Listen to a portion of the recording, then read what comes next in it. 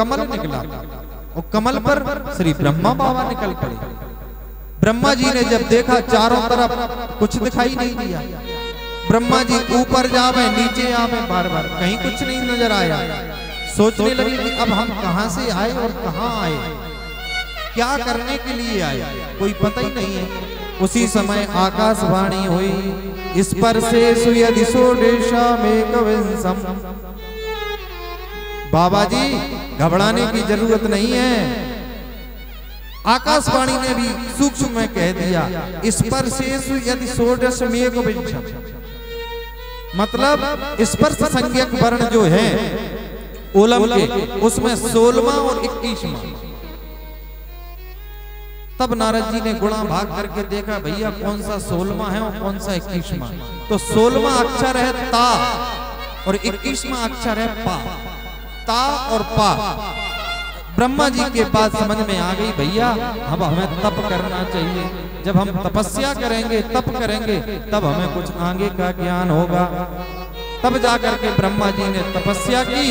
उसके उपरांत में भगवान को, उन ब्रह्मा जी को ज्ञान हुआ कि मैं भगवान के दर्शन हुए, और भगवान के जैसे ही दर्शन हुए तो भगवान ने चतुश्लोकी भागवत का उपदेश ब्रह्मा जी को दिया। इसी प्रकार से ब्रह्मा जी को आदेश दिया और कहा, भैया अब तुम सृष्टि का सृजन करो, अब तुम्हें सृष्टि करना है। तो फिर इसी सृष्टि विषयक में महाराज भागवत के 10 लक्षणों का भी वर्णन बताया। कहा, अत्र सर्गो विसर्गश्च स्थानम पोषण मूतया मनवंतरेशानुकृपा प्रोधो मुक्तिराश्रय। भागवत जी के जो 10 लक्षण हैं उनका वर्णन करते हुए श्री सुखदेव जी महाराज कह रहे हैं, इधर सूत जी महाराज सौनकादिक ऋषियों को समझा रहे हैं। कह रहे हैं, राजन भगवान के अनन्य भक्त सृष्टि के बाद भगवान के अनन्य भक्तों की कथाओं को सुना रहे हैं। जैसे सुखदेव जी महाराज कथाओं को सुनाते हैं और कहते हैं, राजन एक समय की बात है जब बहुत समय बीत गया तो भगवान के परम भक्त हुए हैं श्री विदुर जी महाराज। भगवान के अनन्य भक्त हैं विदुर जी, जिनके घर में भगवान बिना बुलाए पधारे थे। सुखदेव स्वामी कह रहे हैं, राजन ये विदुर जी ऐसे हैं कि भगवान के सिवा और कुछ भी अच्छा नहीं लगता। भगवान की कथाओं में अनवरत रहते हैं और ये बिना आमंत्रण के भगवान इनके यहाँ पहुंच गए। तो परीक्षित ने कहा, महाराज ऐसा क्या हुआ जो भगवान इनके यहाँ बिना निमंत्रण के पहुंच गए। यदा तू राजा सुसुतान साधुन, यदा तू राजा सुसुतान साधुन पुष्णन धर्मेण विनष्ट दृष्टि भ्रातुर वसिष्ठस्य सुतान विबंधून प्रवेश लाक्षा भवने ददात। महाराज बात उस समय की है जब राजा धृतराष्ट्र अधम पूर्वक अपने पुत्रों पर, पांडवों पर अत्याचार करने लगे। जब अत्याचार करने लगे तो विदुर जी महाराज एक दिन गए धृतराष्ट्र जी के पास। धृतराष्ट्र जी के पास जाकर के और समझाने लगे। धृतराष्ट्र जी से कहा, महाराज आप इतना अन्याय क्यों कर रहे हैं? अरे आपके ना सहने योग्य अपराध को भी वो पांडव सहन कर रहे हैं, इसलिए आपको इतना अत्याचार पांडवों के ऊपर नहीं करना चाहिए। सा एष दोषः पुरुषत्वतास्ते गृहान प्रविष्टो यमपत्य मथ्या पुष्णा श्री कृष्ण द्वि मुखो गायत्री। आज एकांत में धृतराष्ट्र जी को विदुर जी समझा रहे हैं। कह रहे हैं, भैया अगर कोई एक गांव में एक व्यक्ति उत्पाती हो जाए जिससे पूरा गांव परेशान हो, तो पूरे गांव को मिलकर के उस व्यक्ति को नष्ट कर देना चाहिए, उसका कोई अपराध नहीं लगता। अगर कोई एक जिला में एक गांव को नष्ट करने से पूरा जिला सुरक्षित रहता है तो भैया उस गांव को नष्ट कर देना चाहिए। सायेस दोषः प्रसद्यतास्ते। अगर हमारे शरीर में कोई एक अंग खराब हो जाए तो डॉक्टर भी सलाह देते हैं कि भैया इस अंग को कटवा लीजिए तो सारा शरीर सुरक्षित हो जाएगा, नहीं तो बचोगे नहीं, मर जाओगे। अपने शरीर का कोई एक अंग खराब होने पर उसको कटवा देने से सारा शरीर अगर सुरक्षित रहता है तो भैया बिना सोचे समझे उस शरीर को कटवा देना चाहिए। इसी प्रकार अगर परिवार में कोई एक व्यक्ति ऐसा दुष्ट दुराचारी अत्याचारी हो जाए तो संपूर्ण परिवार को मिलकर के उसको त्याग देना चाहिए, उसको दूर भेज देना चाहिए, उससे कभी मतलब नहीं रखना चाहिए। इसी में भलाई है। और महाराज क्षमा करना, आपका जो पुत्र है दुर्योधन, ये आपके परिवार के लिए कलंक है। जब तक ये परिवार में आपके में रहेगा आपका परिवार सुखी से नहीं रह पाएगा, इसका त्याग कर दीजिए। जब इस प्रकार से विदुर जी कह रहे थे और धृतराष्ट्र इस बात को सुन रहे थे, महाराज उसी समय अचानक कहीं से दुर्योधन आ गया और आकर के दुर्योधन ने ये बात सुन ली कि विदुर हमारे प्रति हमारे पिता को भड़का रहे हैं। आया महाराज दुर्योधन और विदुर जी से अनेक अपशब्द बोलने लगा, कहने लगा, दासी पुत्र, हमने तुमको महामंत्री बनाया है और तुम हमारे ही लिए हमारे पिता को जहर उगल रहे हो, हमारे प्रति हमारे पिता को भड़का रहे हो। और महाराज धक्का देकर के विदुर जी को वहां से निकाल दिया, अपमानित करके विदुर को राज दरबार से निकाल।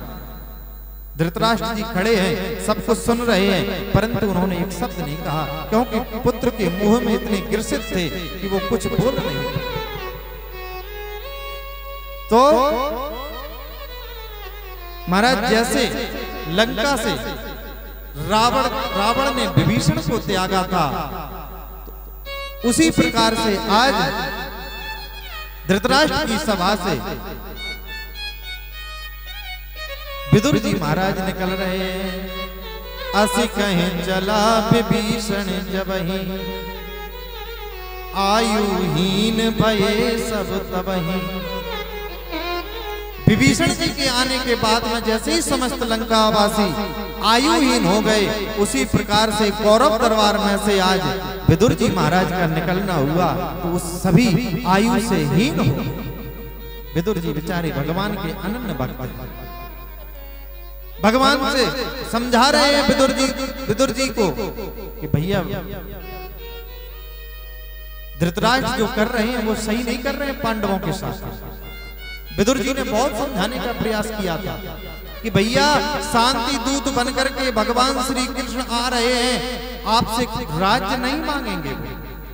भगवान ने एक अपना पांडवों को संतुष्ट कर दिया कि भैया मात्र 5 गांव दे दो, 5 गांव में हम पांडवों को संतुष्ट कर देंगे, राजपाट पूरा सब आपके पास रहेगा, मात्र पांडवों को 5 गांव चाहिए। तो दुर्योधन कह रहा है, सूचक कैव न दास्यामि बिना योद्धेन केशवा। अरे केशव, आप कैसी बात कर रहे हो? मैं एक सुई की नोक के बराबर भी भूमि नहीं दूंगा बिना युद्ध के। और जैसे ही सुना महाराज कि भगवान आज हमारे यहाँ आ रहे हैं शांति दूत बन करके, तो कपटपूर्ण व्यवहार से दुर्योधन और धृतराष्ट्र ने महाराज भगवान के लिए अनेकानेक पकवान बनाए। महलों में अनेकानेक पकवान बन रहे हैं कि आज द्वारका नरेश श्री कृष्ण आ रहे हैं, वो भी शांति दूत बनकर। अब जैसे ये पता विदुर जी को चला तो भैया विदुर जी तो अब वहां है नहीं महामंत्री पद पर, उनको तो दरबार से निकाल दिया, तो जंगल में रह रहे हैं, बस भगवान का भजन कर रहे हैं। दोनों पति पत्नी जंगल में रह करके भगवान का भजन ध्यान करते रहते हैं। और जैसे ही विदुर जी को पता चला कि आज शांति दूत बनकर के हमारा कन्हैया आ रहा है, तो महाराज मन में बड़ी प्रसन्नता होने लगी, लेकिन एक दुखी भी होते हैं कि अब हम वहां दरबार में तो है नहीं, अब हमें हमारे कन्हैया का दर्शन कैसे होगा। कन्हैया के दर्शन के लिए इतनी सारी भीड़ इकट्ठी होगी, तो हमें तो पता नहीं दर्शन होगा कि नहीं होगा। और एक मन में बड़ी प्रसन्नता है, अपनी पत्नी विदुरानी से कहते हैं, देवी तुम चिंता मत करो, कन्हैया हमारा इतना दयालु है, इतना कृपालु है कि वो हम सभा में भीड़ में जाएंगे, अरे हम उसे नहीं देख पाएंगे, लेकिन वो तो हमें देख ही लेगा ना। हमारा कन्हैया बड़ा चंचल है, उसकी निगाहें चारों ओर चकाचौंध रहती हैं, इसलिए मैं जाऊंगा तो जरूर। विदुरानी बेचारी कहती हैं, स्वामी आपको वहां से निकाल दिया है, फिर भी आप चले जाओगे। विदुर जी कह रहे हैं, देवी आज हमारा लाडला कन्हैया आ रहा है, उसके दर्शन के बिना तो मैं रह नहीं पाऊंगा। लेकिन विदुरानी के मन में एक संकल्प मन में आ रहा है, विचार आ रहा है कि आज हमें ऐसा लग रहा है कि कन्हैया द्वारका से यहाँ आ रहा है, कहीं हमारे घर ना आ जाए। फिर विचार करते हैं कि हमारे ऐसे कहाँ भाग्य हैं जो आज कन्हैया हमारे घर में आएंगे। अरे वो बड़े आदमी हैं, वहां पर उनके लिए 56 भोग बने हैं, पाने के लिए अनेक अनेक पकवान बने हैं, हमारे घर में तो कुछ पकाने के लिए नहीं है। और कन्हैया जैसे ही धृतराष्ट्र के पास आते हैं, धृतराष्ट्र और दुर्योधन कन्हैया का स्वागत करते हैं, कन्हैया अपनी बात को रखते हैं। जब कन्हैया की बात को नहीं माना गया, दुर्योधन ने स्पष्ट कह दिया कि हम बिना युद्ध के भूमि 5 गांव नहीं, 5 गांव तो बहुत दूर की बात है, हम सुई की नोक के बराबर भूमि नहीं देंगे। कन्हैया ने कहा, भैया ठीक है। मंच पर समस्त भीड़ एकत्रित है, सभी लोग बैठे हुए हैं, सिंहासन लगे हुए हैं सबके, और नीचे महाराज भीड़ लगी है भगवान के दर्शन करने की। उसी भीड़ में दूर जाकर के विदुर जी खड़े हैं और देख रहे हैं कि देखो हमारा कन्हैया कितना सुंदर लग रहा है, कितना प्यारा लग रहा है। भगवान के दर्शन करते जा रहे हैं, बड़े प्रसन्न हो रहे हैं। जैसे ही भगवान उठ करके और चलने लगे, कहा जब हमारे प्रस्ताव को नहीं माना जा रहा है तो हमें रुकना भी नहीं चाहिए। कन्हैया जैसे ही वहां से चलने लगे तो दुर्योधन ने कहा, अरे माधव कहां जा रहे हो? महल में अंदर तो चलिए, हमारी माँ ने आपके लिए अनेक अनेक पकवान बनवाए हैं, आप भोग तो लगाइए, भोजन तो पाइए। आपके लिए देखिए 56 भोग बन करके तैयार है। आपकी खबर लगते ही हमने महाराज कई दिनों पहले से तैयारियां शुरू कर दी थी, और आप भोजन करने बिना भोजन किए जा रहे हैं। अब विदुर जी खड़े देख रहे हैं। भगवान ने दुर्योधन से कहा कि दुर्योधन भोजन 2 ही अवस्था में होते हैं, या तो भूख से व्यक्ति पीड़ित हो, उसे अत्यधिक भूख लग रही हो जब भोजन किया जाता है, या फिर पवाने वाले के मन में भाव अति सुंदर हो तब भोजन किया जाता है। तो ना तो मैं भूख से पीड़ित हूं और ना तुम्हारे अंदर वो भाव है, इसलिए भोजन की तो हम रहने दो, भोजन क्या करना है। हाँ, और मुझे याद आ रहा है कि आज तो हमारा निमंत्रण है। तो दुर्योधन बोला कि आपका निमंत्रण कहाँ है?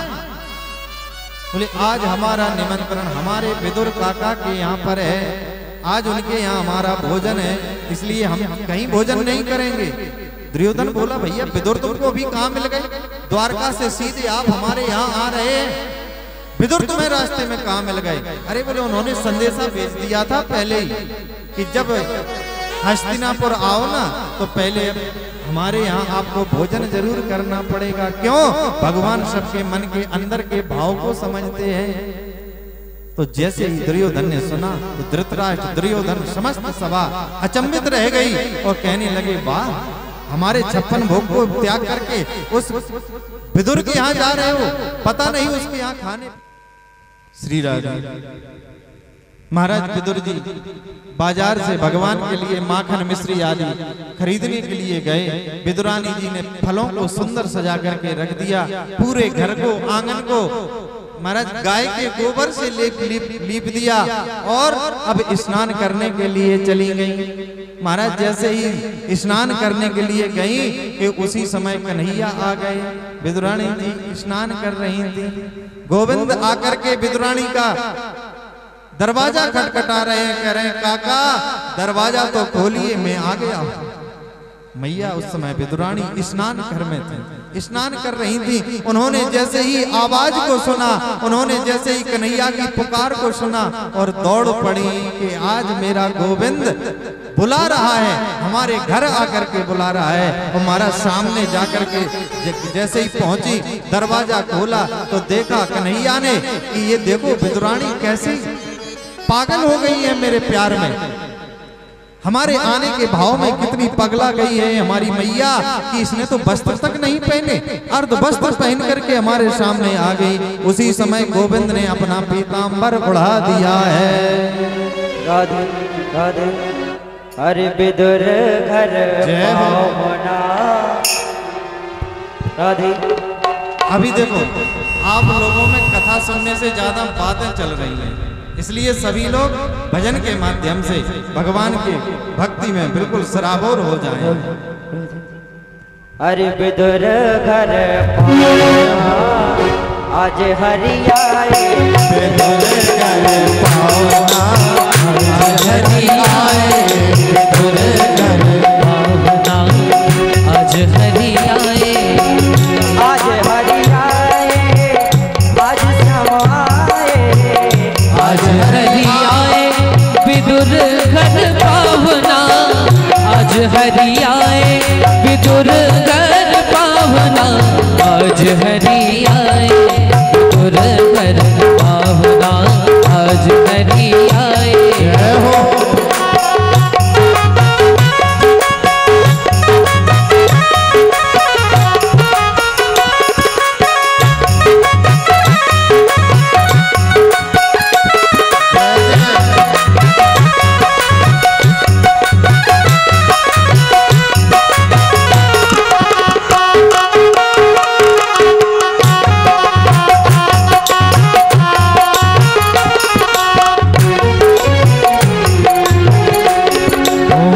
विदुर नहीं घर थी विदुरानी, विदुर नहीं घर थी विदुरानी, विदुर नहीं घर थी विदुरानी, विदुर नहीं घर थी विदुरानी।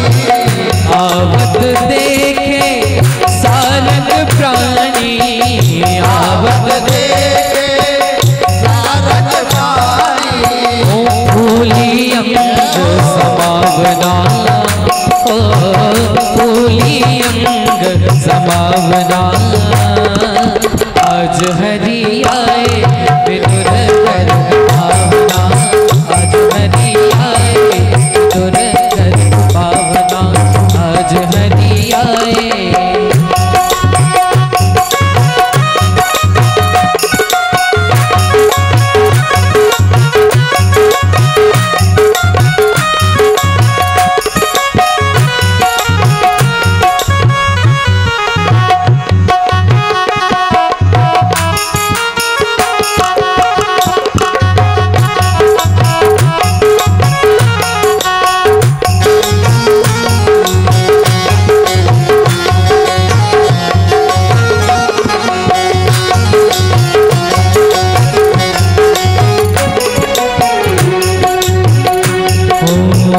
केला बहुत प्रेम से लाई, केला बहुत प्रेम से लाई, केला बहुत प्रेम से लाई, केला बहुत प्रेम से लाई, केला बहुत प्रेम से लाई, केला बहुत प्रेम से लाई। गिरी गिरी सब देत गिराई, गिरी गिरी सब देत गिराई, छिलका देत श्याम मुख माही, छिलका देत श्याम मुख माही, ओ छिलका देत श्याम मुख माही, छिलका देत श्याम मुख माही।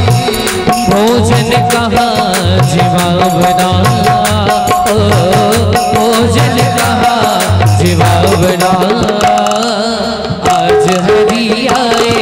विदुर घर पावना आज हरि आए, विदुर घर पावना आज हरि आए।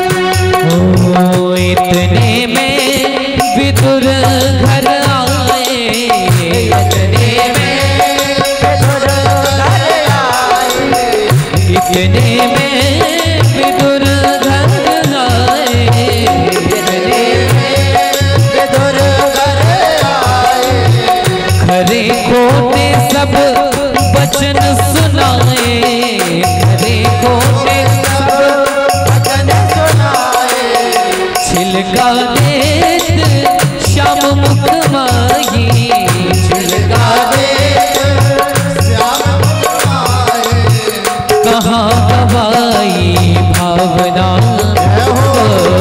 कहाँ गवाई भावना, आज हरि आए विदुर घर पावना, आज हरि आए विदुर घर पावना, आज हरि आए विदुर घर पावना, विदुर घर पावना, विदुर घर पावना, विदुर घर पावना, आज हरि आए विदुर घर पावना, आज हरि आए विदुर घर, आज हरि आए विदुर घर पावना, आज हरि आए विदुर घर पावना, आज हरि आए विदुर घर पावना, आज हरि आए विदुर घर पावना, आज हरि आए विदुर घर पावना, आज हरि आए घर पावना, विदुर घर पावना, विदुर घर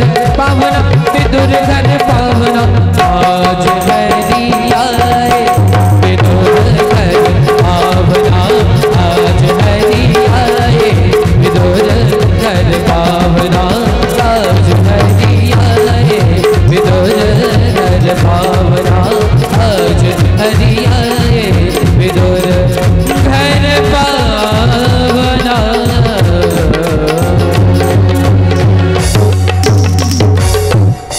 बोलिए भक्तवत्सल भगवान की जय हो। इस प्रकार से मैया विदुरानी जैसे ही कन्हैया को अपने आंगन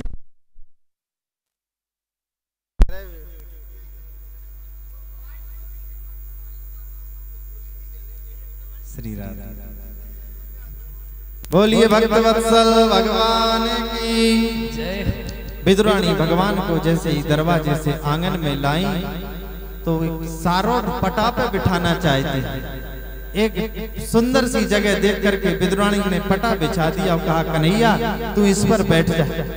और जैसे ही कन्हैया बैठने के लिए तत्पर रोते हैं, कहते रुक रुक कन्हैया अभी ये जगह सही नहीं हो, तुम्हारे बैठने की योग नहीं, तू यहाँ बैठ जा। महाराज वहां से पटा उठा करके दूसरी जगह रख दिया जाता है। और जैसे ही कन्हैया बैठने के लिए तत्पर होते हैं तो विदुरानी कहती है कन्हैया रुक रुक अभी ये जगह साफ नहीं है, तू यहाँ नहीं बैठ, यहाँ तेरे लिए पटा रखे देती हूँ। कन्हैया को पूरे आंगन में घुमा दिया, जब जाकर के एक कोने में बिठाया, कहा यहाँ बैठो कन्हैया, ये तुम्हारे लाने तुम्हारे योग्य ये बैठने के लिए जगह उचित है। कन्हैया को वहां बिठा दिया और सोचने लगी कि अब मैं कन्हैया को क्या खिलाऊं, तो तत्काल जाकर के फल की टोकरी को उठाया जिसमें कदली केले के फल रखे हुए हैं और विदुरानी जी आई। कन्हैया मीठी मीठी बातों को करते रहे, विदुरानी से पूछते रहे कि अभी काका जी नजर नहीं आ रहे, कहाँ गए हैं? तो विदुरानी कह रही है कन्हैया बस तू थोड़े टाइम तक और रुक, अभी काका आते ही होंगे, वो तुम्हारे लिए मिष्ठान लेने के लिए गए हैं, माखन मिश्री लेने के लिए गए हैं, जब तक तुझे भूख लग रही होगी। कन्हैया कह रहे मैया मुझे भूख तो बहुत जोर से लग रही है, कुछ घर में जब तक रखा हो तो मुझे पवा दो। तो मैया वो केले की टोकरी को लेकर के आई और भाव में इतनी विभोर हो गई कि कन्हैया को केला छील करके पवा रही हैं, तो केला का सार तो फल तो जमीन पर फेंक रही हैं और गोविंद को केला पवा रही हैं। विदुरानी केला पा रही हैं और कन्हैया बड़े प्रेम से पा भी रहे हैं। केले का भाग सार जो फल है वो फेंकता जा रहा है और कन्हैया केले के छिलके खा रहे हैं, बड़े प्रेम से खा रहे हैं और कह रहे हैं काकी इतने सुंदर फल आप किस बगीचे से लेकर के आई हो? बड़ा सुंदर फल है ये, तो बहुत मीठे लग रहे हैं।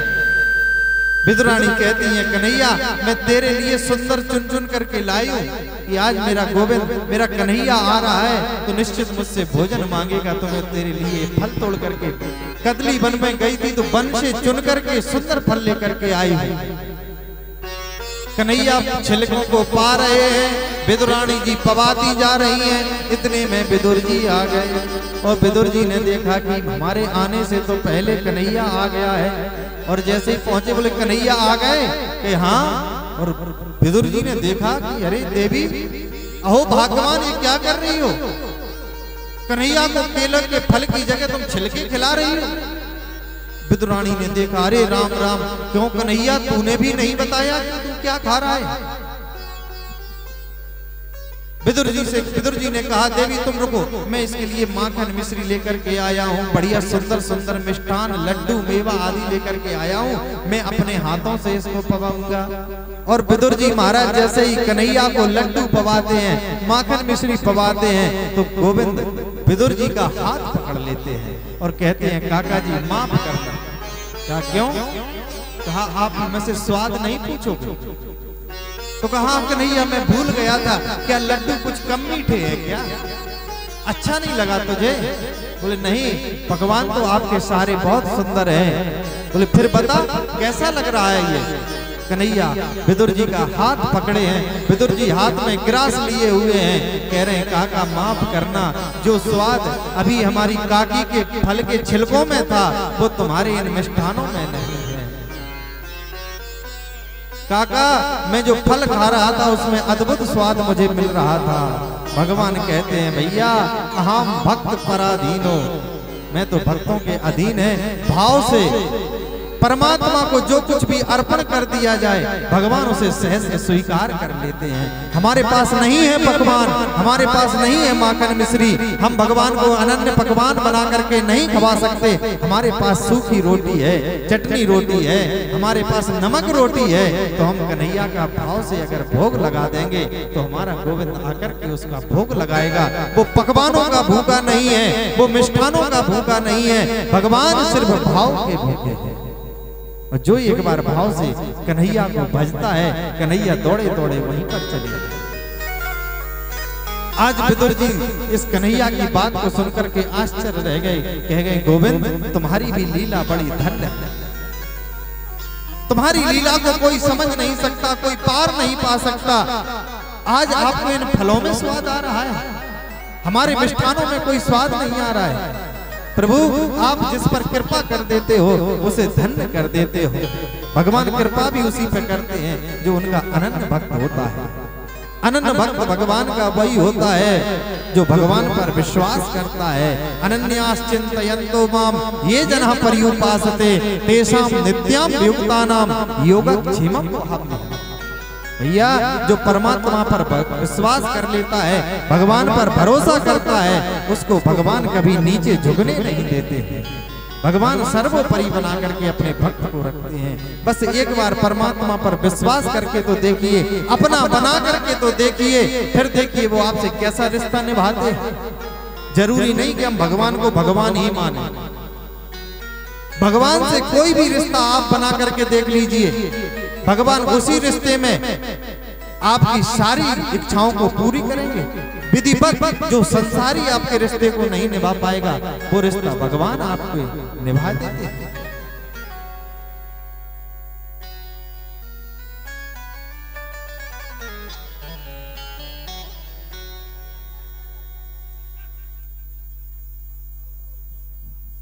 कहे भाई घरे टाइम नहीं मिलो, कब बातें करवे को इत या चली आई कि चलो तो कथा सुनो, तो सब बहने मिल के आपस में एक दूसरे की काना फूसी कर ले। अब घरे कर लीजिए जी बात जाके, तो आप सब बुराई यही करो कथा में बैठ के, सारे गांव की प्रपंचायत यही कथा पंडाल में बैठे। भैया आधे घंटा के लाने आयो, प्रेम से कथा सुन लो, बहुत समय डला है, घर बैठ के करती रहने बातें अपनी। बोलिए भक्त वत्सल भगवान की। तो बस गोविंद को तो भक्ति भाव से जो भजता है उसी भाव में गोविंद चले जाते हैं। मैंने कई बार निवेदन किया है, भगवान की भक्ति, भगवान की कथा कल्प वृक्ष है। आप जिस भाव से भजोगे वही आपको मिलेगा। आपकी जो मनोकामना है वो भगवान बिना मांगे पूरी कर देते हैं। बस एक बार उनको भज करके तो देखिए। सुखदेव जी महाराज कह रहे हैं, राजन सा इंथ मात्युत्य कर्ण धारो ब्रोति परो नर्मसो तोड़ी दोपी स्वयं धनुध्वरि निर्धाय मायाम गतभ्योक्तु वनवान याना। महाराज इस प्रकार से भगवान ने अपने भक्त विदुर पर बड़ी कृपा की, और विदुर के घर आकर के कन्हैया ने आज भोजन किए, उनके समस्त मनोरथों को पूर्ण करते हुए भगवत धाम भगवत भजन करते हुए अपने तीर्थ यात्रा की ओर चले। तीर्थों में घूमते घूमते विदुर जी महाराज को मैत्रेय जी महाराज से भेंट होती है। मैत्रेय जी महाराज विदुर को कथा सुनाते हैं, और महाराज भगवान की अनन्य कथा सुनाते सुनाते जब भगवान के गोलोक गमन की कथा सुनाते हैं विदुर जी को, तो विदुर जी रोने लगते हैं। कहते हैं कि हमारे प्रभु जिन्हें हमने अपना सर्वस्व माना, वो पृथ्वी को छोड़कर चले गए। फिर मैत्रेय जी समझाते हैं कि विदुर, भगवान का भक्त कभी दुखी नहीं होता, वो छोड़ करके नहीं गए हैं, वो अपनी लीला के लिए गए। भगवान ने तुम्हारे लिए संदेशा भेजा है, मुझसे कहा था कि अगर कहीं तुम्हें हमारा भक्त विदुर मिल जाए तो तुम उसे हमारी कथाएं जरूर सुनो। जब ये बात विदुर जी ने सुनी तो बड़े अचंभित रह गए। कहा, भगवान ने जाते समय हमें याद किया है। महाराज इतने खुशी से नाच उठे, आंखों से प्रेमाश्रु बहने लगे कि धन्य है प्रभु, आपने जाते जाते मुझ अधम को याद किया है। बस ऐसे ही घूमते हुए और विदुर जी महाराज मैत्रेय जी से प्रश्न करते हैं। मैत्रेय जी महाराज विदुर जी को कथा सुना रहे हैं, और मैत्रेय जी भी कहते हैं कि राजन, हे विदुर जी, ब्रह्मा जी द्वारा जो सृष्टि का प्रश्न श्री परीक्षित जी ने सुखदेव से किया था, वही मैं आपको सुनाने जा रहा हूं कि ब्रह्मा जी ने फिर 10 प्रकार की सृष्टि की है। कौन कौन? महत्व, अहंकार, तन्मात्राएं, इंद्रिय और उनके अधिष्ठाता, पंचवर्वा, अविद्या, अनेक अनेक सृष्टियों को करते हुए स्थावर, त्रियक, मनुष्य, ये 3 सृष्टियां भगवान ब्रह्मा ने की हैं। काल, परमाणु आदि सब ब्रह्मा के द्वारा बनाए हुए हैं।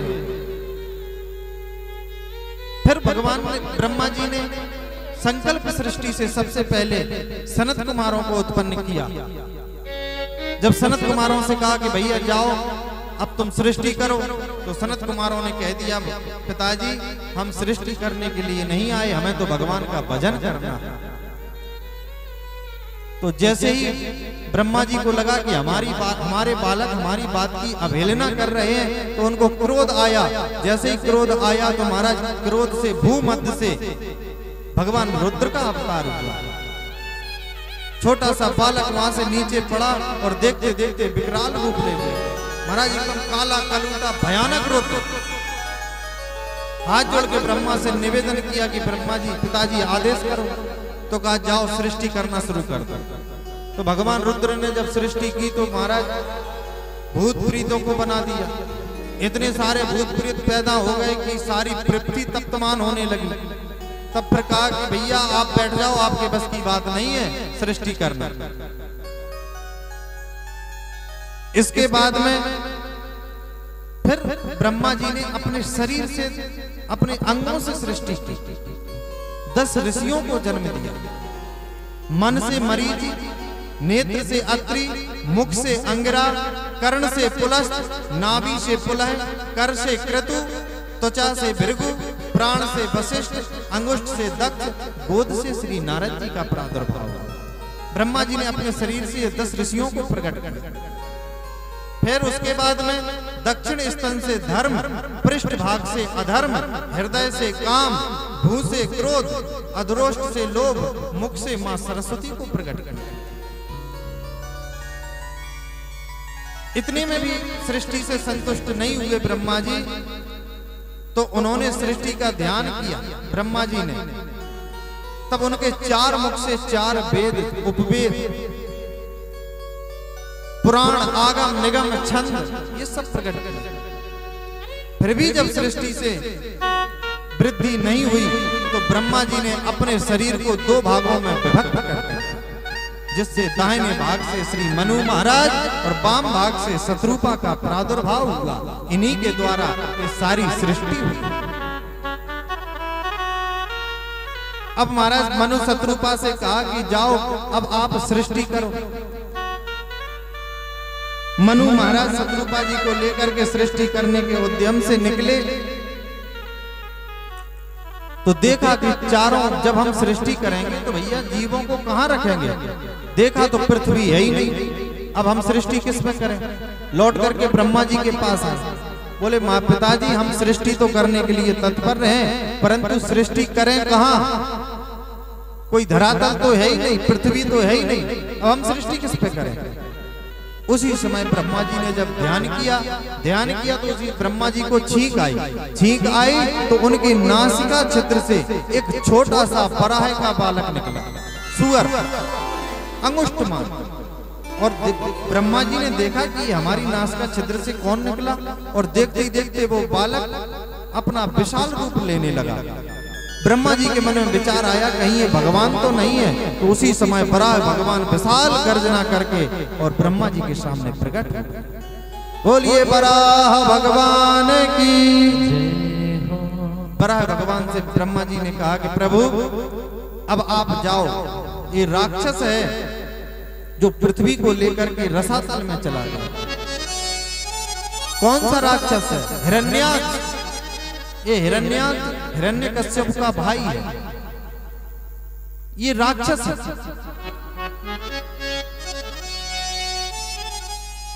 सुखदेव जी महाराज राजा परीक्षित से कह रहे हैं कि राजन ये बहुत विकराल राक्षस है, बहुत बलशाली है। बोले महाराज ऐसा क्या है इसमें कि इतना विकराल है, इतना बलशाली है, इसने ऐसा क्या कर दिया।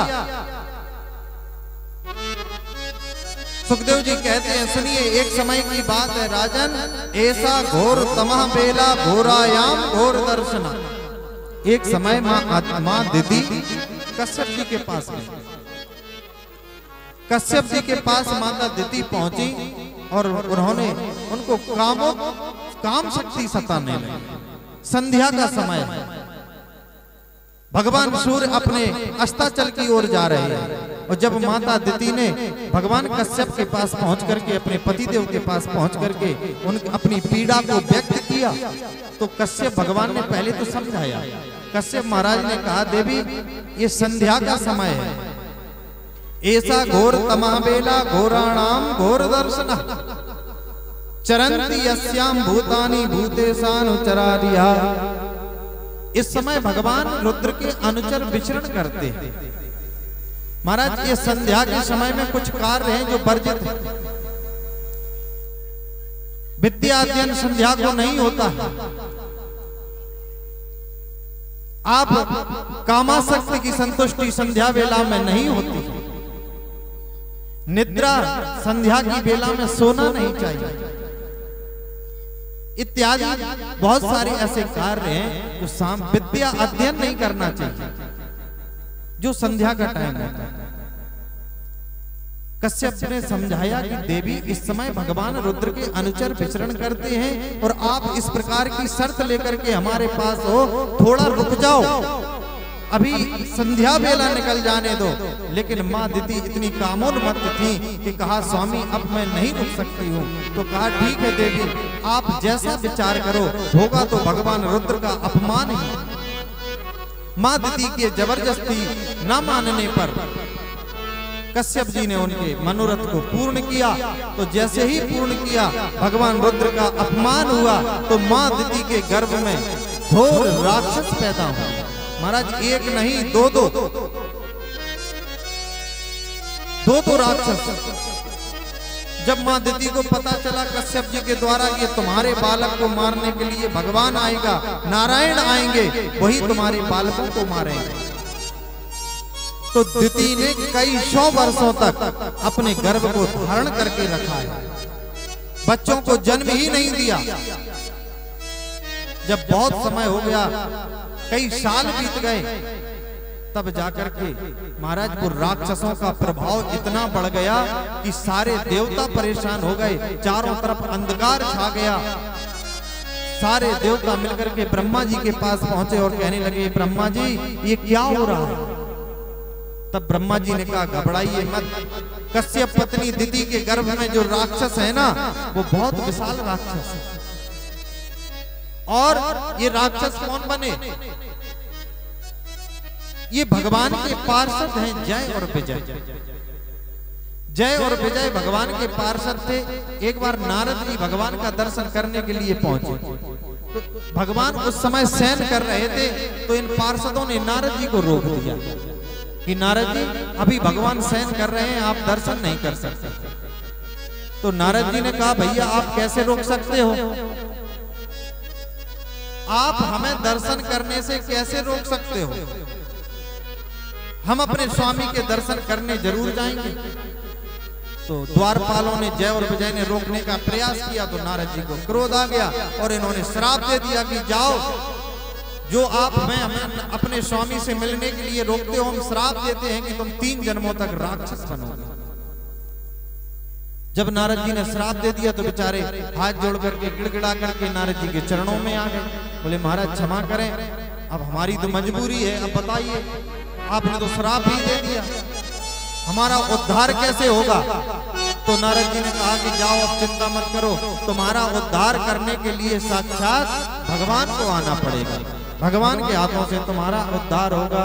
तो पहले जन्म में ये हिरण्याक्ष और हिरण्यकश्यप बन के राक्षस बन के पैदा हुए, दूसरे में रावण कुंभकर्ण, और तीसरे में शिशुपाल और दंतवक्र। ये 3 जन्म ने राक्षस योनि को प्राप्त किए थे।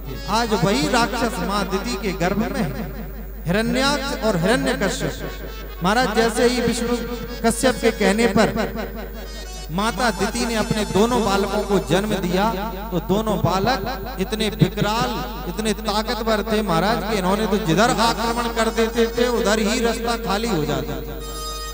बैकुंठ में पहुंच गए तो समस्त देवताओं को खदेड़ दिया, उस पर खुद जाकर के अधिपत्य जमा लिया। ऐसे ही जब हिरण्याक्ष को कोई लड़ने के लिए नहीं मिला, तो हिरण्याक्ष ने पृथ्वी को अपने दांतों में दबाया और महाराज रसातल में पहुंच गया। आज ब्रह्मा जी वही भगवान बराह से कहते हैं कि वो दैत्य की चंगुल से आप धरती को निकाल करके और स्थापित कर दीजिए, जब जाकर के ये सृष्टि हो पाएगी। भगवान की बात, ब्रह्मा जी की बात को जैसे ही बराह भगवान ने सुना, तो बराह भगवान बिना सोचे समझे दौड़ करके पहुंच गए रसातल में, और वो दुष्ट दैत्य को पकड़ करके पृथ्वी सहित ऊपर लाए और पृथ्वी को स्थापित किया और उस दैत्य का संहार कर दिया। बोलिए भक्तवत्सल भगवान की जय। जैसे ही दैत्य का संहार किया तो महाराज सारे देवता जय जयकार करने लगे, कहने लगे धन्य है प्रभु, आज आपने बहुत बड़े दुष्ट को मार दिया, ये बहुत सताता था हमें। लेकिन अभी देवता बेचारे डर में हैं। वो सोच रहे हैं कि इतना बलवान है, ये जमीन पर पड़ा है, हमें नहीं लगता कि मर गया होगा। अगर ये थोड़ा बहुत भी जीवित होगा तो हम लोगों को छोड़ेगा नहीं। क्यों? देवता भगवान की स्तुति करना चाहते हैं, लेकिन उस राक्षस के भय से स्तुति नहीं कर पा रहे। देवता इतने डरे हुए हैं कि भगवान ने उसको मार दिया, तब भी समझ रहे हैं कि अगर थोड़ा बहुत भी अगर ये जीवित रहा तो भगवान तो चले जाएंगे, लेकिन हमें मार देगा ये। भगवान समझ गए कि देवता स्तुति करना चाहते हैं, लेकिन इसके डर के मारे स्तुति नहीं कर पा रहे। तो भगवान ने अपने चरण का एक ऐसा प्रहार किया कि भी बहुत दूर तक धुड़कता हुआ चला गया। तब देवताओं ने एकदम कन्फर्म कर लिया कि भैया अब तो ये मारा गया, और फिर भगवान की स्तुति करने लगे। नमो नमस्ते किल तंतवे स्थितो गृहीत्वा मलसत्र मूर्तये दृष्ट्या हतोयम जगताम दुहित्रता सौवृत्य पाद भक्त्या भयपीस निर्भृता। महाराज देवताओं की भूरी भूरी प्रशंसा देवताओं ने भगवान की। भगवान देवताओं को आशीर्वचन देकर के वहां से चले गए। अब मनु और शत्रुपा जी ने सृष्टि करना प्रारंभ किया। तो महाराज इनके 3 कन्याएं और 2 बालकों ने जन्म लिया। कन्याओं का नाम है आकुति, देवहूति और प्रसूति। और इनके 2 बालक हैं, प्रियव्रत और उत्तानपाद। सुखदेव जी महाराज कहते हैं, राजन इनकी जो मझली कन्या है देवहूति, इन्हीं का विवाह कर्दम ऋषि के साथ में हुआ। कर्दम ऋषि के साथ में विवाह हुआ। इधर मैत्रेय जी महाराज विदुर जी को कथा श्रवण करा रहे हैं, और सुखदेव जी राजा परीक्षित को कथा श्रवण करा रहे हैं। तो विदुर जी मैत्रेय जी से प्रश्न कर रहे हैं कि महाराज नारद जी तो, कर्दम जी तो महायोगी, वो तो साधु थे, फिर इनकी तपस्या में लीन थे, फिर विवाह कैसे किया? तब जाकर के समझाने लगे, विदुर जी जब ब्रह्मा जी की गोद में नारद जी को प्रादुर्भाव हुआ तो नारद जी से कर्दम जी से कहा कि भैया जाओ सृष्टि करो। तो कर्दम जी ने कहा नहीं नहीं भैया पिताजी, हम पर सृष्टि नहीं होती है, हम तो भगवान का भजन करेंगे। चले गए मंद्राचल पर्वत पर। महाराज 10,000 वर्षों तक तपस्या की। किसने? कर्दम जी ने 10,000 वर्षों तक तपस्या की। उसके बाद में जब तपस्या से जागे तो देखा कि सामने सरोवर पर जलाशय है, जल का सरोवर है, उसमें छोटे छोटे पक्षियों के बच्चे हैं, वो कलरव कर रहे हैं। अब पक्षी अपने बच्चों के साथ में क्रीड़ा कर रहे हैं, खेल रहे हैं। तो कर्दम जी के भी मन में विचार आया कि देखिए गृहस्थ जीवन कितना सुखमय होता है, ये पक्षी अपने बालकों के साथ में कलरव कर रहे हैं, अगर आज हमारे भी कोई छोटे छोटे बच्चे होते तो हम भी खेलते। अब नारद श्री कर्दम जी के मन में गृहस्थ जीवन की इच्छा प्रकट होने लगी। फिर विवाह के लिए उन्होंने 1000 वर्ष तक तपस्या की। किस लिए? कि हमारा विवाह हो जाए। कर्दम जी ने विवाह के लिए तप किया तो भगवान प्रसन्न होकर के सामने आ गए। और जैसे ही कर्दम जी के सामने भगवान पहुंचे तो कर्दम जी की जो कामना थी वो बेचारे शर्म के मारे सब भूल गए। कौन खुशी? बोलिए भक्त वत्सल भगवान की जय हो। कर्दम जी के सामने भगवान का जैसे ही आगमन हुआ तो बेचारे शर्म के मारे सब कुछ अपनी कामना भूल गए। भगवान ने कहा, कर्दम जी आप वरदान मांग लो, क्या चाहिए? कर्दम जी बोले, बस महाराज आपकी कृपा चाहिए, तो बस वही दे दीजिए। भगवान बोले, नहीं नहीं कर्दम जी, आपने तपस्या तो कुछ और ही के लिए की है, बताओ तो सही क्या चाहिए तुम्हें? कर्दम जी बेचारे शर्मा रहे हैं, कैसे कह दें कि भगवान हमारा विवाह करा दीजिए। बोले, नहीं नहीं प्रभु, हमें कुछ नहीं चाहिए, बस आपकी भक्ति चाहिए, बस आपकी भक्ति करने में हमारा मन लगा रहा है। भगवान ने कहा, चलो ठीक है, क्योंकि भगवान तो सदैव अपने भक्तों का हित चाहते हैं। कहा ठीक है करदम जी, तपस्या तो तुमने विवाह के लिए की है, अब हमारे सामने बात प्रकट नहीं कर रहे, वो बात एक अलग। महाराज को आदेश किया, मनु और शत्रुपा जी दोनों लोग आए अपनी कन्या को लेकर के और अपनी कन्या का वरण करदम जी को करना चाहते हैं। करदम जी से निवेदन किया, प्रभु ये कन्या आप स्वीकार करें, हम इस कन्या का दान करना चाहते हैं। देखिए आज मनु शत्रुपा की इतनी सुंदर सुशील दिव्य कन्या और एक करदम मुनि जो महातपस्वी, इनके पास ना कोई मकान है, ना गाड़ी है, ना घोड़ा है, कुछ नहीं है, एक छोटी सी झोपड़ी बनी हुई है जंगल में, बस वही सारी प्रॉपर्टी है उनकी। करदम जी ने जैसे ही देखा, उनका सुना कि ये कन्या दान करने के लिए आए, तो तीनों बैठे थे, माताजी, पिताजी और कन्या। करदम जी ने प्रश्न कर दिया, बोले देखिए महाराज हमारी एक शर्त है। कहा भैया बताइए महाराज क्या शर्त है? बोले हमारी ये शर्त है कि हमारे एक संतान होते ही हम वैराग्य धारण कर लेंगे। क्योंकि करदम जी को पता है कि हमारे यहाँ संतान रूप में भगवान को आना है, जब हमारे घर में भगवान आ जाएंगे तो फिर हम गृहस्थ जीवन में रहकर के करेंगे भी क्या। उन्होंने कह दिया कि हमारे एक पहली संतान जो होगी और हम उसके बाद में वैराग्य ले लेंगे।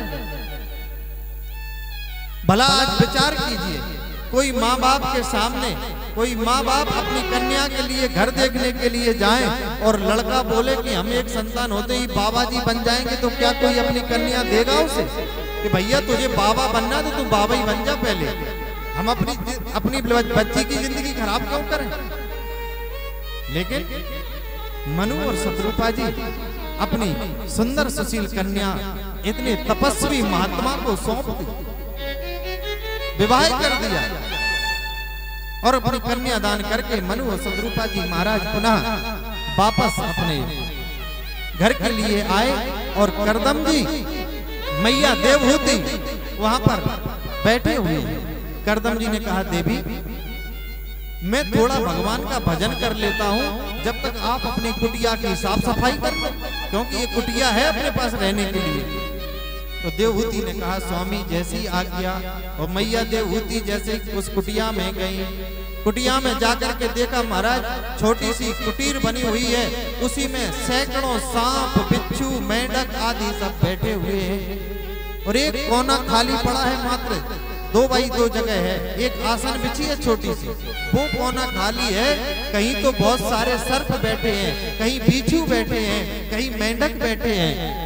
देवहूति ने जैसे ये देखा सोचने लगी ये कैसा महापुरुष है, इसकी कुटिया में तो बैठने तक की जगह नहीं है। निकल करके बाहर आई और कहने लगी स्वामी ये आपके घर में तो देखिए कुटिया में कितने जीव जंतु बैठे। करदम जी कहते हैं देवी ये जीव जंतु सब इस कुटिया को अपना मानते हैं, क्योंकि जितना अधिकार हमारा है इस कुटिया में उतना ही अधिकार ये सब जीव जंतु अपना मानते हैं। हमारे लिए तो बस वो छोटी सी जो आसन बिछी है बस उतनी जगह है, हम अपनी मानते हैं, ये लोग अपनी मानते हैं, इसलिए बैठे हैं यहाँ पे। ये बात को सुनकर के देवहूति की आंखों में आंसू आ जाते हैं, कहते हैं प्रभु धन्य है आपकी लीला, आज मैं धन्य धन्य हो गई कि हमें पति रूप में इतना बड़ा त्यागी महापुरुष मिला है, जो अपनी छोटी सी कुटिया को भी अपना नहीं कह रहा है। या महाराज छोटी सी एक माचिस को भी लोग अपनी अपनी कह करके पुकारते हैं, ये हमारी है, ये हमारी है, हमारा तुम्हारा करने लगते। कहा ठीक है स्वामी, इनको ये लोग अपनी मानते हैं। ऊपर की ओर दृष्टि गई तो छोटे पक्षी, चिड़िया आदि अपना घोंसला बनाए हुए हैं। जितना बना देवहूति जी ने सफाई की और बाहर निकल के आई, जब तक तो करदम जी समाधिस्थ हो, करदम जी की समाधि लग गई। महाराज करदम जी की समाधि सैकड़ों वर्ष के लिए लग गई। अब देवहूति के रहने का, खाने का, पीने का कोई सहारा नहीं है जंगल में। लेकिन देवहूति जी सुबह उठ करके मानसिक पूजा अपने पति की करती हैं, पूजा करती हैं, शरीर को पोंछ देती हैं और जाती हैं जंगल में। जो कुछ भी फल मिल जाते हैं, पत्ते मिल जाते हैं, उनको तोड़ करके लाती हैं और खा लेती हैं। बेचारे कहीं कभी कभी वो भी नहीं मिलते तो पानी पी करके पूरा दिन गुजार देते। मात्र शरीर पर एक वस्त्र है, एक साड़ी पहने हुए हैं, वो भी जीर्ण शीर्ण हो चुकी, कई जगह से फट चुकी, कभी केसों को संभाला नहीं है, सारे बाल जटाओं में परिवर्तित हो गए हैं, जटा बन गए बालों। जब बहुत सालों बाद करदम जी की समाधि खुली, जैसे ही नेत्र खोल करके देखा कि एक बूढ़ी सी मैया कर देवहूति जी का शरीर जर्जर हो गया, वृद्ध अवस्था सा हो गया और उनके शरीर पर कांति नहीं रही। उनके शरीर को जैसे ही देखा, करदम जी ने देख करके कहा कि देवी जी आपका क्या परिचय है? तो देवहूति जी भी आश्चर्यचकित रह गए, कहने लगी भैया हमारे पतिदेव हमारे ही परिचय पूछ रहे हैं। हाथ जोड़ के निवेदन करने लगी, स्वामी याद कीजिए आज से कुछ वर्ष पहले मनु महाराज आए थे, अपनी कन्या का दान आपको किया था, मैं वही आपकी अर्धांगिनी पत्नी देवहूति मेरा नाम है। अरे राम राम देवहूति, आप अभी तक तुम कैसे रही हो इस जंगल में? क्या खाया आपने, क्या पिया आपने, क्या वस्त्र पहने? देवी आपको तो बहुत कष्ट हुआ होगा। कहा स्वामी आपके आशीर्वाद से जीवन यापन करती रही, बस आपको आपके दर्शन करने मात्र से मेरे शरीर की स्फूर्ति मेरे शरीर में बनी रही, मेरे प्राण भी इसीलिए सुरक्षित थे कि बस सिर्फ आपके दर्शन हो रहे। करदम जी देवहूति के इस प्रकार देख करके बड़े आनंदित हुए और कहने लगे देवी अब आप चिंता बिल्कुल मत करो, बोलो तुम्हारे लिए क्या चाहिए? कहा बस प्रभु मुझे कुछ नहीं चाहिए। करदम जी मैया देवहूति को लेकर के उस सरोवर में गए, बिंदु सरोवर में महाराज जैसे ही कहा देवी हमारे साथ में आप डुबकी लगाकर स्नान करिए। करदम जी ने मैया देवहूति का हाथ पकड़ा और जैसे ही जलाशय में डुबकी लगाई, डुबकी लगा करके जैसे ही बाहर निकले तो महाराज सुंदर 16 वर्ष की देवहूति मैया हो गई, 18 वर्ष के करदम जी हो गए, सुंदर जोड़ी बन गई। और करदम जी ने अपने तपस्या के प्रभाव से कामक विमान मंगा लिया। महाराज कामक विमान में देवहूति को बिठा करके समस्त आकाश मार्ग से भ्रमण करवाया। कामक विमान ऐसा है कि जैसी कामना कीजिए वैसा ही उसमें हर सामान उपलब्ध हो जाता है। कितने भी सवारी में डाल लो फिर भी वो जगह खाली रहती है। इस विमान में ना पेट्रोल लगती है ना डीजल लगता है। ये तो संकल्प कीजिए, कामना कीजिए, वहीं लेकर के जाता है। इस प्रकार से मैया देवहूति का जीवन बड़े सुखमय व्यतीत होने लगा। कुछ समय बीतने के बाद में मैया देवहूति की एक कन्या का जन्म हुआ। कन्या का जन्म हुआ तो करदम जी बेचारे कहने लगे, बोले धन्य है प्रभु, आपसे हमने शर्त की थी कि पुत्र बन के आपको आना है, लेकिन आपने तो देवी जी को भेज दिया। कहा ठीक है जैसी आपकी इच्छा, नहीं आना है तो कोई बात नहीं। करदम जी मैया देवहूति के पास पहुंचे और बोले देवी अब हम जा रहे हैं। कहा स्वामी कहाँ जा रहे हैं? कहा बस देखिए आपके विवाह के समय हमने प्रतिज्ञा की थी कि हमारे एक प्रथम संतान जो होगी उसके बाद हम बैराग ले लेंगे। मैया ने कहा कि प्रभु आप जा तो रहे हो, लेकिन मेरा क्या होगा, मैं किसके सहारे रहूंगी? अरे ये कन्या है, कल के दिन इसका विवाह करना पड़ेगा, कन्या का विवाह हो जाएगा, कन्या अपने ससुराल चली जाएगी, फिर हमारा जीवन किसके सहारे रहेगा? हम अपना जीवन यापन कैसे करेंगे? इस बात को सुनकर के करदम जी रुक गए।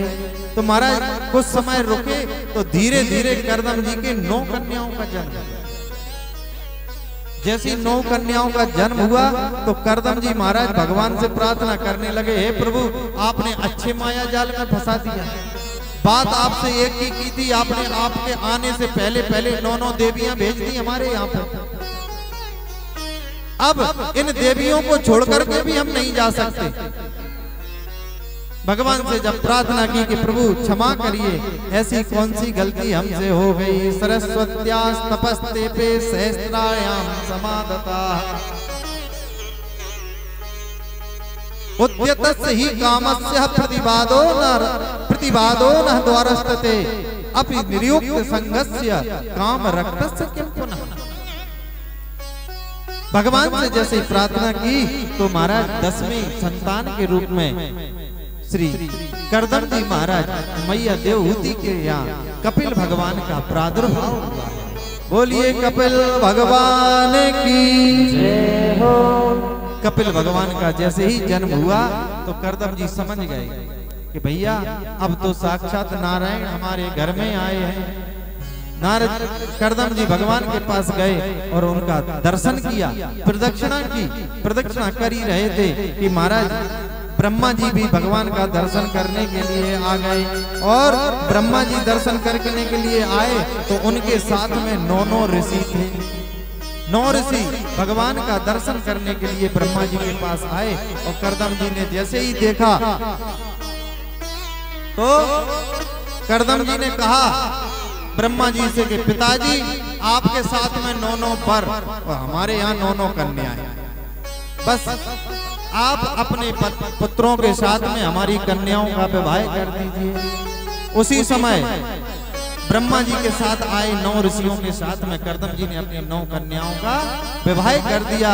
मरीचि को जो ब्याही है उनका नाम कला था, अत्रि को जो ब्याही जिनका नाम अनसुईया जी था, अंगिरा को जो ब्याही उनका नाम श्रद्धा था और पुलस्त को जो ब्याही उनका नाम हविर्भु था, पुलह को जो ब्याही उनका नाम गति था और कृतु को जो ब्याही गई जिनका नाम क्रिया था और भृगु को जो ब्याही उनका नाम स्वाति था, वशिष्ठ को जो ब्याही गई उनका नाम अरुंधति था और अथर्वा को ब्याही जिनका नाम शांति था। इस प्रकार करदम जी की 9 कन्या और ब्रह्मा जी के 9 पुत्रों के साथ में विवाह हुआ और करदम जी ने अनेक दहेज देकर के सकुशल विदा किया अपनी कन्याओं को और अपने पुत्र की परिक्रमा प्रदक्षिणा करके दर्शन करके प्रणाम करके और चले गए भगवान का भजन करने के लिए। अब घर में सिर्फ 2 ही लोग बचे, माता देवहूति और पुत्र कपिल। एक दिन क्या हुआ कि मैया देवहूति अपने पुत्र कपिल के पास पहुंची और अपने मन में अशांति का कारण लिए हुए पहुंच करके कहने लगी, बेटा अब तू ही मुझे बचा सकता है। कहा माता क्या हो गया आपको? कपिल भगवान से मैया देवहूति ने जैसे ही कहा तो कपिल ने पूछा माँ आपको हुआ क्या है? तो मैया देवहूति कह रही है, बेटा निर्विष्णः नितराम भूमन् सजिदृष्टस्य तर्पणात्।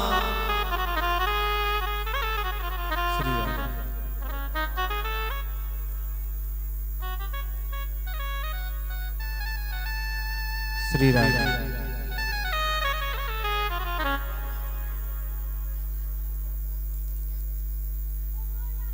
येन सम्माभ्यमामेन प्रपन्नाद्यं तमा प्रमो।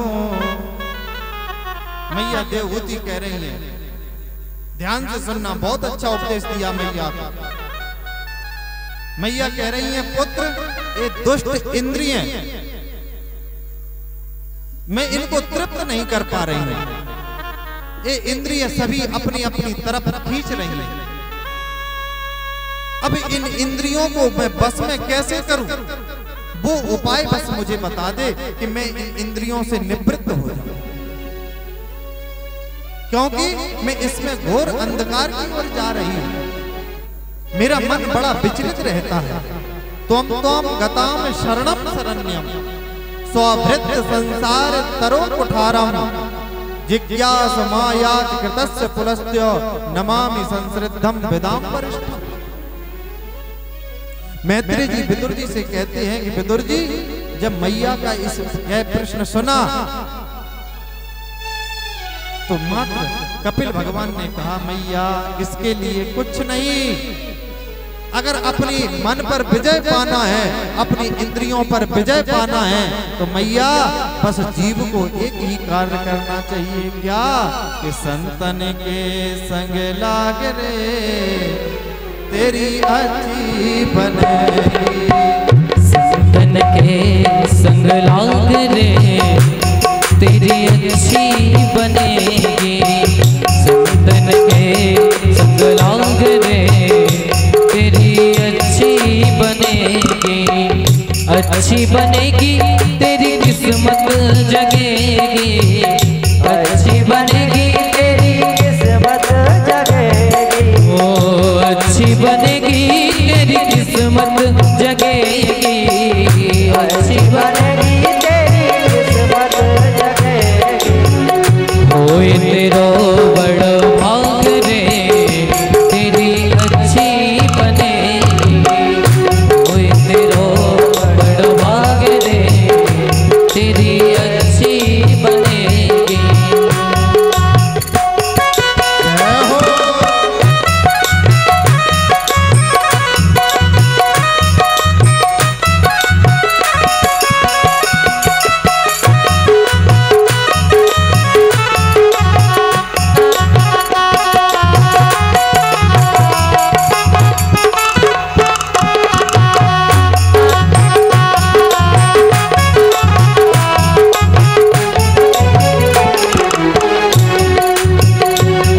किसकी बन गई? ध्रुव जी की बन गई, प्रहलाद जी की बन गई, ध्रुव जी की बन गई, प्रहलाद जी की बन गई, ध्रुव जी की बन गई, प्रहलाद जी की बन गई, ध्रुव जी की बन गई, प्रहलाद जी की बन गई, ध्रुव जी की बन गई, प्रहलाद जी की बन गई, ध्रुव जी की बन गई, ध्रुव जी की बन गई, प्रहलाद जी की बन गई, ध्रुव जी की बन गई, प्रहलाद जी की बन गई। हरि कीर्तन में लाग रे तेरी अच्छी बनेगी, हरि कीर्तन में लाग रे तेरी अच्छी बनेगी, बिगड़ी बनेगी, होए तेरा बड़ा भाग रे तेरी अच्छी बनेगी, भाग रे तेरी अच्छी बनेगी।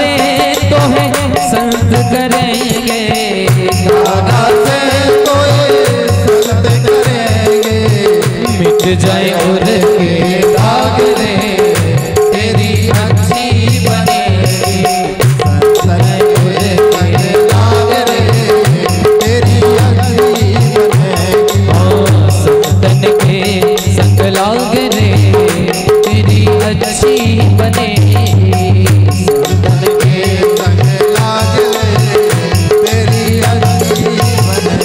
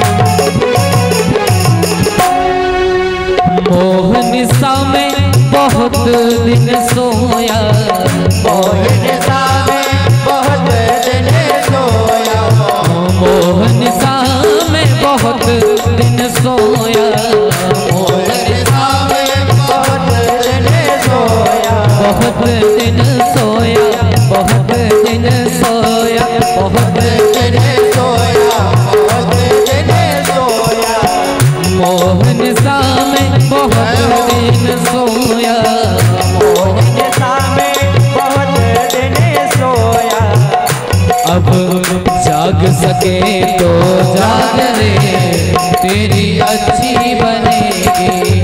संतन के संग लाग रे, तेरी अच्छी बनेगी।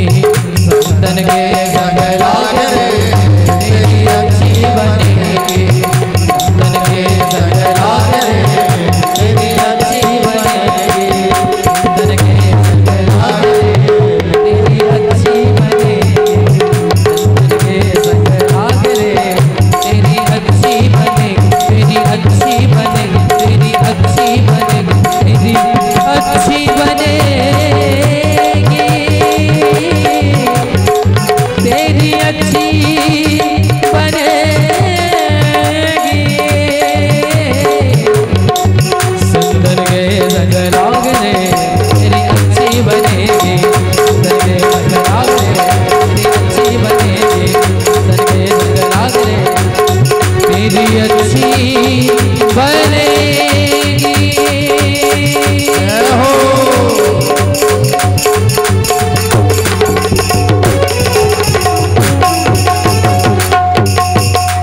बोलिए भक्तवत्सल भगवान की, श्रीमद् भागवत महापुराण की जय, श्री खेरापति सरकार की जय। देखिए, एक विशेष सूचना है। श्री श्री 1008 श्री खेरापति सरकार की तरफ से सभी ग्रामवासी एवं सभी क्षेत्रवासी भाई बंधुओं को सूचित किया जाता है कि कल दिनांक 27 तारीख को दिन मंगलवार को भगवान भोलेनाथ का, शंकर भगवान का हजारा ढलना है। कल सहस्त्र धारा स्नान होना है, जिसे अपनी भाषा में हजारा बोलते हैं। भगवान शंकर का हजारा ढलना है।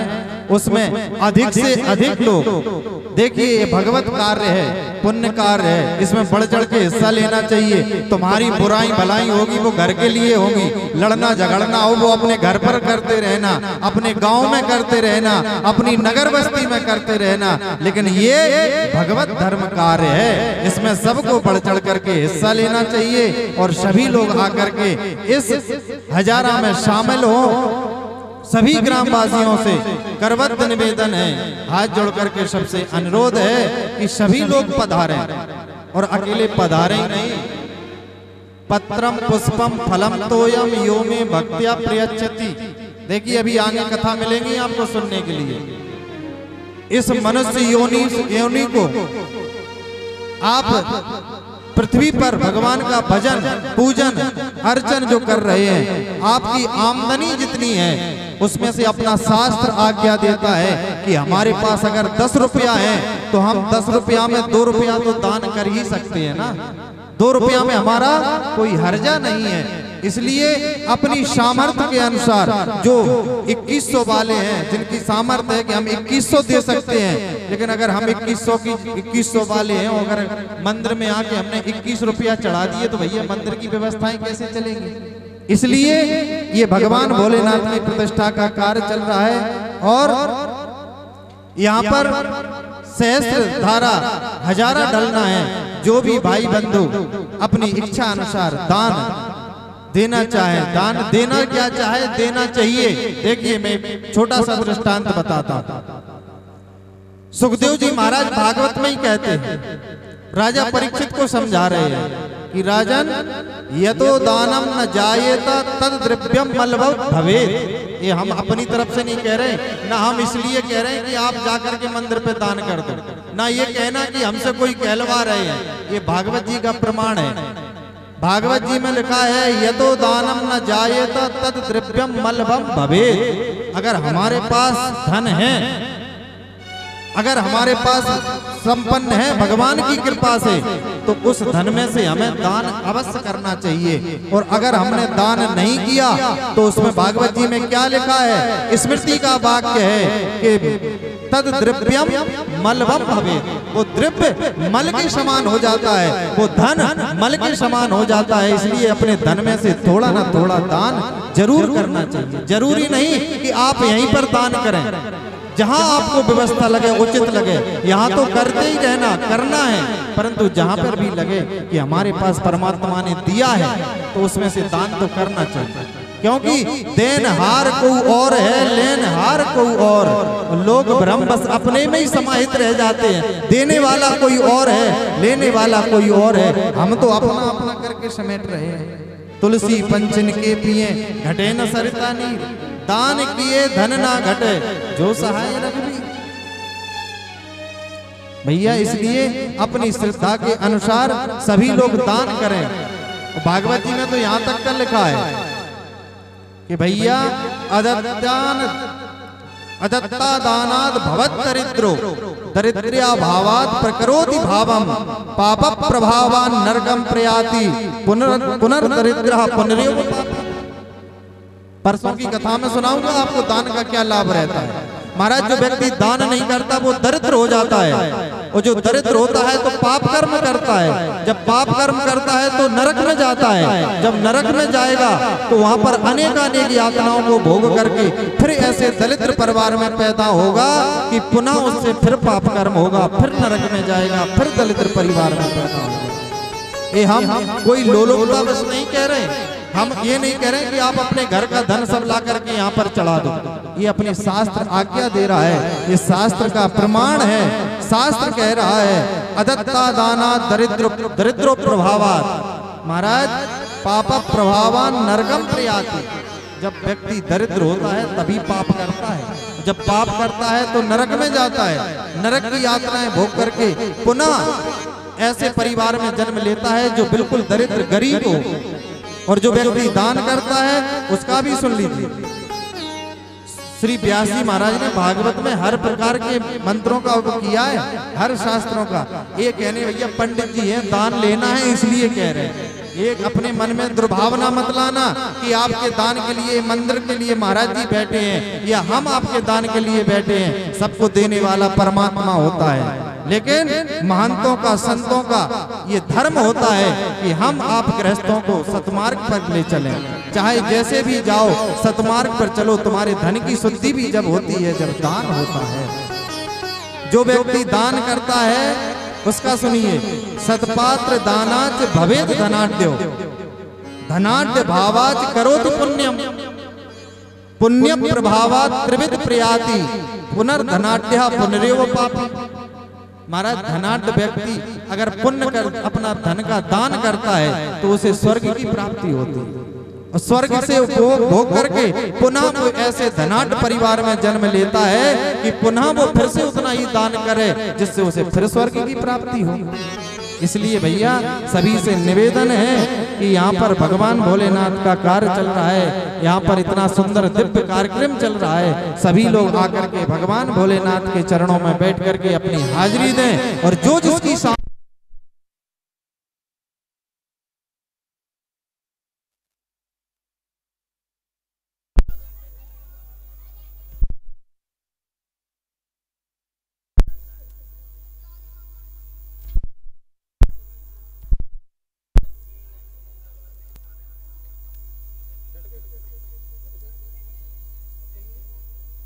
श्री राधा। बोलिए भक्त वत्सल भगवान की।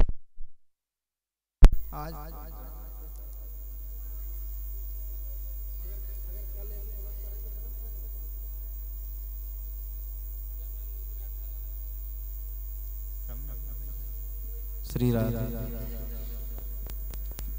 बोलिए भक्त वत्सल भगवान की जय हो। इस प्रकार से भैया सभी बढ़ चढ़ करके कल हजारा ढरना है, वो भी दोपहर में 2 बजे से सभी लोग आना। 2 बजे से ढलेगा। सभी ग्रामवासी, क्षेत्रवासी जो भी आवाज सुन रहे हैं, जो भी यहाँ पर बैठे हैं और जो नहीं भी यहाँ पर आए तो सब अपने अपने घर जाओगे तो जो जिसको मिले उसको बिलौआ दे देना कि कल मंदिर जाना है, हजारा ढरना है। यहीं पर हजारा भगवान शंकर के दर्शन करना, उनके हजारा में सम्मिलित होना है। और जो जिस पर श्रद्धा, यहाँ किसी का कोई दबाव नहीं है कि नहीं आपको हमें 11,000 ही देना है। जितना जिसका श्रद्धा है वो अपनी श्रद्धा बता करके दान करें। बोलिए भक्त वत्सल भगवान की जय हो। आइए अब अपन अपनी कथा की ओर चले कि मैया देवहूति अपने पुत्र कपिल से पूछ रही हैं कि बेटा अब हम इस मन को अपने काबू में कैसे करें। तो पुत्र क्या कहते हैं कि माता जी संतन का संग कीजिए, संतन के संग लाग रे तेरी अच्छी बनेगी। भैया संतों के पास बैठना, सत्संग करना, ये भी तो एक बहुत बड़ी बात है। ये हर किसी को संभव नहीं होता। संतों का संग भाग्यवश होता है। और जो संतों के पास बैठेंगे, संतों का सत्संग करेंगे तो सताम प्रसंगान मम वीर्य सर्वदो भवन्ति हृदय कर्ण रसाय कूपा तज्जोषणा दासो पवर्ग वर्तमानी तु श्रद्धा इति भक्ति सुकृंत मिस्यति। माता सत्पुरुषों के पास बैठ करके संतों का समागम करने वाली तथा हृदय को प्रिय लगने वाली ऐसी दिव्य सुंदर भगवान की कथाओं को सुनना चाहिए। भगवान की कथाओं को सुनते सुनते मन इतना पवित्र हो जाता है, इतना निर्मल हो जाता है कि फिर उसको भगवत प्राप्ति का अनुभव होने लगता है। महाराज देव मैया देवहूति को बहुत सुंदर उपदेश देकर के अष्टांग योग का वर्णन बताया है। यम नियम आसन प्राणायाम प्रत्याहार ध्यान धारणा आदि समाधि, ये अष्टांग योग का वर्णन करके भगवान कपिल मैया देवहूति को समझा रहे हैं। कह रहे मैया सबसे उत्तम है कि मनुष्य को भक्ति करना चाहिए।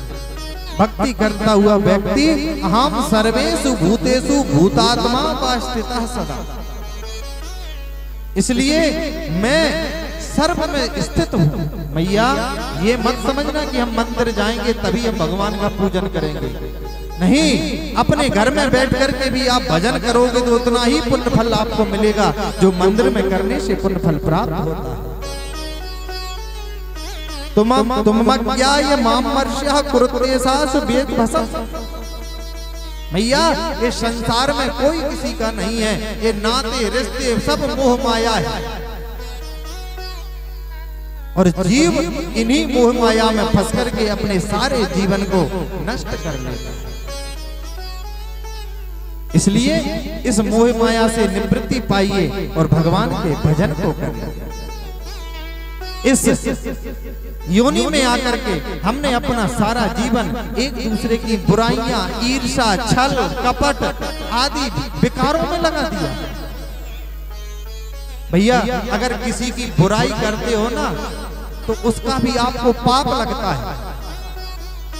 आप जिसकी बुराई कर रहे हो उसके तो पाप कम हो रहे हैं और वो पाप आपके ऊपर चढ़ रहा है। इसलिए संसार में भैया जो जैसा है परमात्मा की कृपा से भगवान ने जिसको जैसा बनाया उसको वैसा रहने दीजिए। उसकी कमियां निकाल करके क्या उसको आप संभाल सकते हो?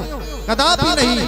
इसलिए किसी की बुराई भलाई निंदा ईर्ष्या, किसी से द्वेष छल कपट कभी नहीं करना चाहिए। सबको एक समान रूप से देख करके सबके अंदर भगवान का दर्शन करना चाहिए। हरि व्यापक सर्वत्र समान।